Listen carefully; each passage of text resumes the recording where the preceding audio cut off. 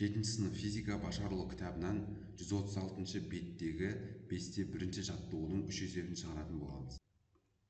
Бірінші есеп: машина 72 км/сағат жылдамдықпен бір қалыпты қозғалып келеді.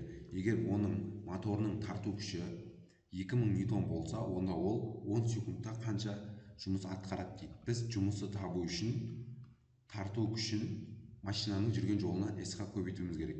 Енді қараңыздар, S-ті қалай табамыз? S тең болады V-ға.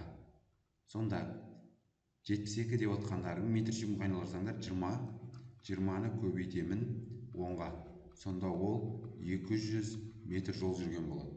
Ал енді F деп отқандарың 2000-ды 200 ньютонға көбейтетін болсаңдар, ол сендерде 400 мың джоуль шығады. Немесе 400 килоджоуль.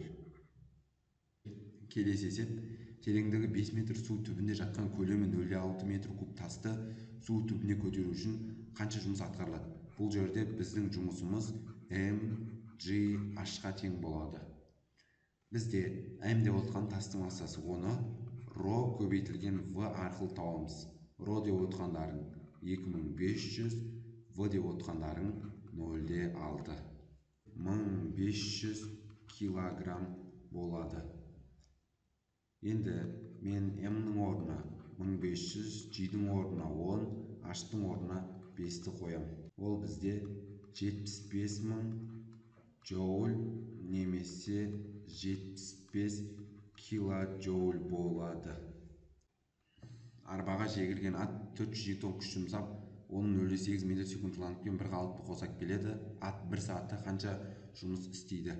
Жалпы жұмыс бізде ол тарту күшін, яғни күшті жүрілген жолға көбейткенге тең. Жаңа айттық, жүрілген жолды біз v көбейтілген t арқылы табамыз. Сонда біздегі v-мыз 0,8, t-мыз 3600. Екеуін көбейтсек, ол бізде 2880 метр болады. Сонда F бізде 400, 400-ді көбейтем 2880-ге. 1.152.000 джоуль немесе 1152 килоджоуль десеңдер болады. Жалпы бүгінгі сабақ осымен аяқталды. Егер менің видео сабағым ұнаса, каналға тіркеліп, лайк басып, все қоңырау жазын басып қоямыз.